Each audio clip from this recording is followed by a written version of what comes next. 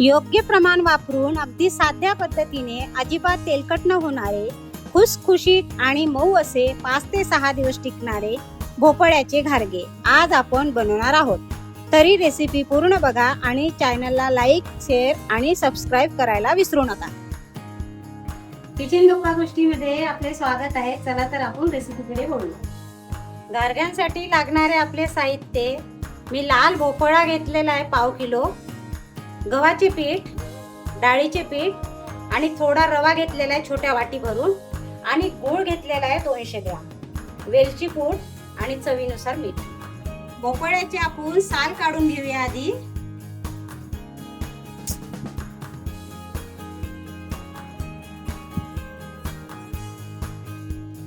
याचे साल काढून घेतलेले आहे मी. आता याला आपण विळीने बारीक चिरून घेऊया. सुरीने चिरल्याने व्यवस्थित चिरल्या जात नाही, म्हणून मी विळी घेतलेली आहे.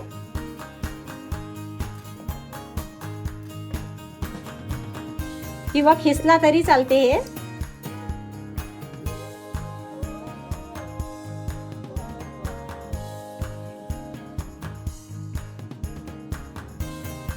ह्या प्रकारे मी बारीक तुकडे केलेले आहे भोपळ्याचे. आपण याला छान वाफवून घेऊया.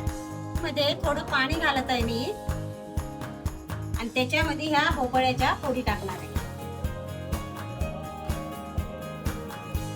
आणि याच्यावर झाकण ठेवून वाफवून घेणार आहे. बघूया आपण आपला भोपळा शिजला का तर.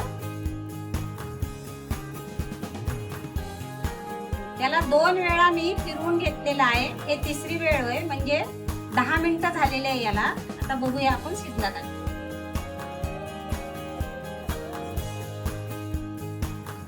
अजून याला 5 मिनिटं होऊ द्यायचं आपल्याला आणि त्याच्यानंतर याच्यात गूळ घालणार आहे.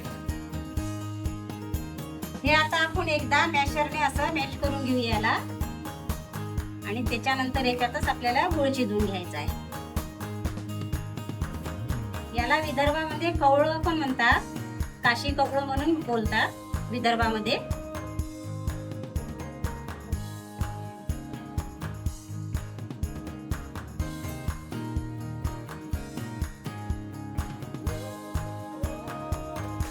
याच्यामध्येच आपण हा गूळ टाकून घ्यायचा.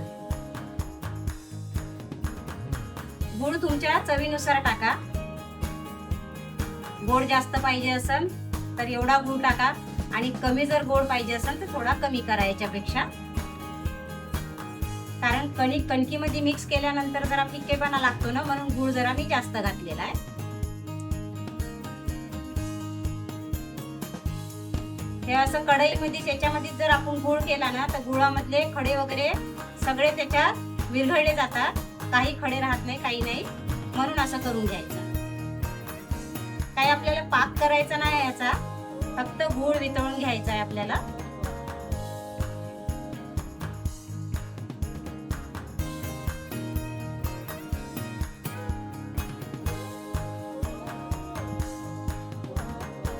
हे बघा, छान गूळ आपला भोपळ्यामध्ये छान मिक्स झालेला आहे. बघा, एकजीव झालेला आहे छान.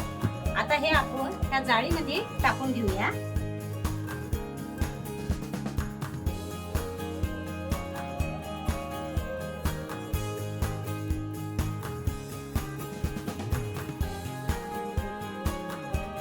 आपल्या गुळामध्ये काही खडे वगैरे असतात ना, आणि आपल्या भोपळ्याचे पण काही धागे वगैरे असतात, ते निघले जातात. म्हणून हे असं जाळीमधून काढून घ्यायचं आहे आणि आपली भोपळ्याचे घारगे छान होतात. लाटायला आपल्याला कठीण जात नाही, काही नाही.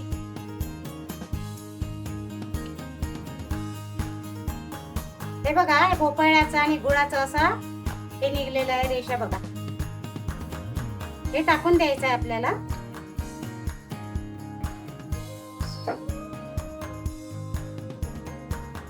हे भोपळानं गूळ मी गाळून घेतला आहे. बघा, छान त्याची पेस्ट तयार झालेली आहे.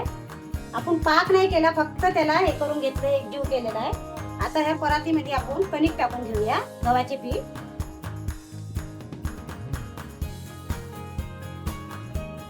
त्याला असं करून घेऊया जरा गोलाकार, आणि याच्यामध्येच आपण बेसन टाकायचं आहे, डाळीचं पीठ. आणि हा बारीक रवा छोट्या वाटीभर घेतला होता मी.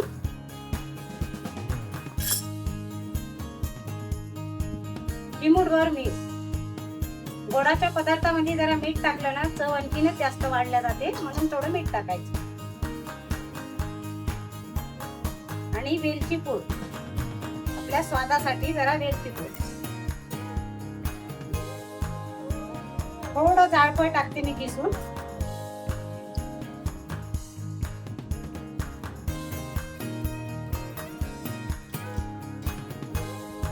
आणि हे 2 चम्मच मी तूप गरम केलेलं आहे, ते तूप पण टाकत आहे याच्यामध्ये. आणि हे गरम असल्यामुळे आधी चम्मचनेच असं करायचं आहे आपल्याला, याला फिरवून घ्यायचं छान.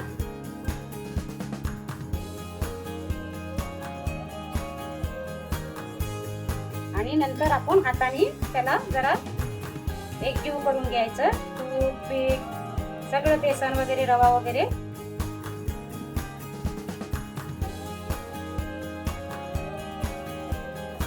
आणि आता हे भोपळ्याचं जे तयार केलेलं आहे आपण पेस्ट, ते टाकायचे याच्यात.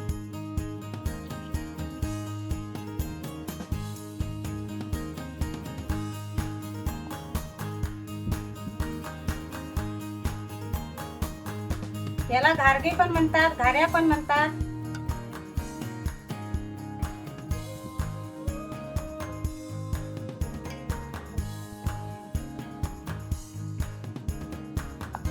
तर गव्हाचे पीठ जर लागले तर परत घेऊया आपण. आणि पाणी पण लागलं तरच पाणी वापरणार आहे, नाही तर याच्यामध्येच आपले पीठ मळल्या जाणार आहे.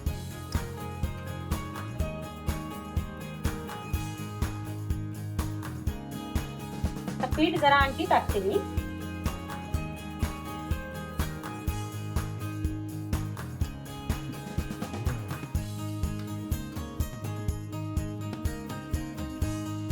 घट्ट मळायचा आहे हा गोळा आपल्याला. आपल्या चपात्यासाठी आपण जशी कणिक मळतो ना त्याच प्रकारे मळायची आहे आपल्याला, पण जरा घट्ट मळायची आहे.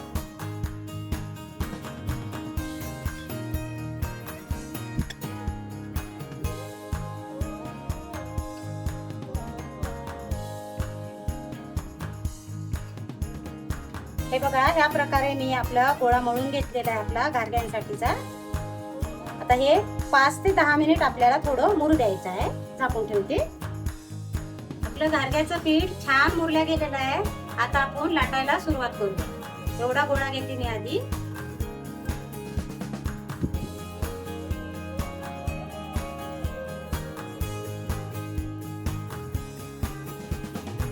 आता पोळपाटाला आणि आपल्या लाटण्याला आपण तेल लावून घेऊया. एकदम पातळ नाही लाटायचे आहे घारगे, जरा जाडसर ठेवायचे आहे.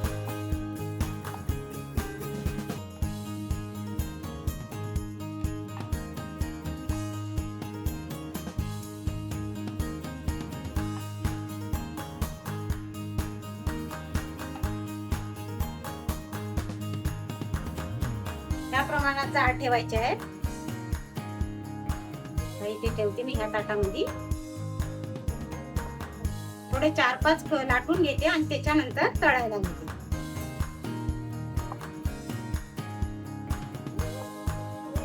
छोटे छोटे गोळे घेऊन आपण डायरेक्ट पण लाटू शकतो, किंवा आपल्याला एकसारखे जर घारगे पाहिजे असेल तर अशी वाटी घ्यायची आणि त्यांनी पण असं करायचं आपल्याला.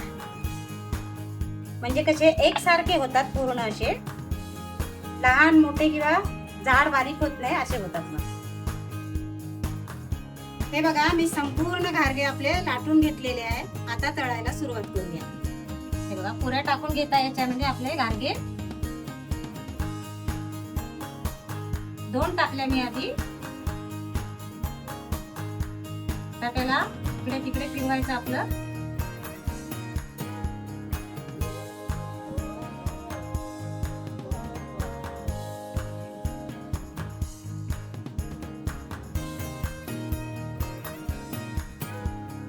याची बाजू पलटून घ्यायची आपल्याला.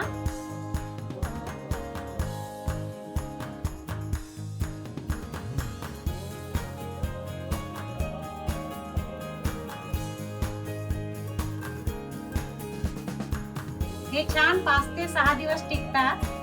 आपण डब्याला कुठं बाहेर गेलो, ट्रिपला गेलो ते नेऊ शकतो. आणि घरी पण असं खाण्यासाठी आपण करून ठेवू शकतो. म्हणजे काहीतरी आपल्याला खायला पाहिजे चटरपटर म्हणून त्यासाठी पण आपण खायला घरी करून ठेवू शकतो.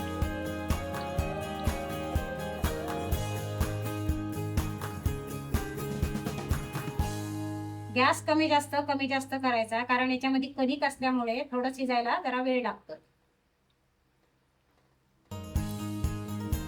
बेसनाने आपले मऊपणा राहतो आणि आपण जे हे टाकले याच्यामध्ये रवा टाकलेला आहे, बारीक रवा, त्याने जरा कुरकुरीतपणा राहतो. त्याच्यामुळे रवा पण टाकायचा आणि थोडं बेसन पण टाकायचं.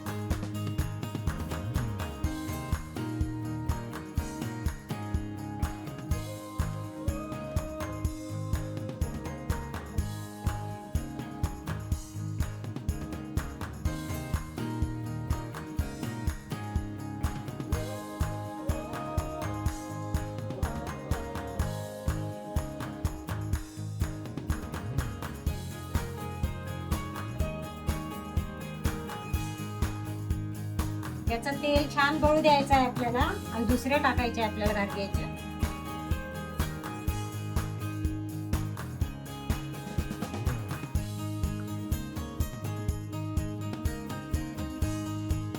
पूर्ण तेल असं गळू द्यायचं आहे आपल्याला.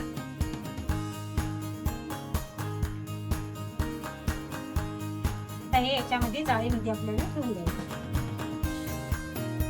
तर ह्याप्रमाणे सर्व गारगे मी तळून घेणार आहे.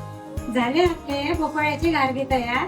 याला लाल भोपळा पण म्हणतात आणि विदर्भामध्ये याला कासी कोवळं म्हणून बोलतात. आणि मी छान केलेले पूर्ण योग्य पद्धत दाखवलेली आहे.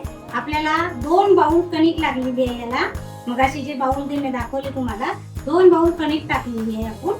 तुम्ही पण घरी ट्राय करा आणि कमेंट मध्ये सांगा मला कसे झाले ते. आणि व्हिडिओला लाईक करा, शेअर करा आणि चॅनलला सबस्क्राईब करा. धन्यवाद. याच्या आधीचे पण माझे व्हिडिओ बघा.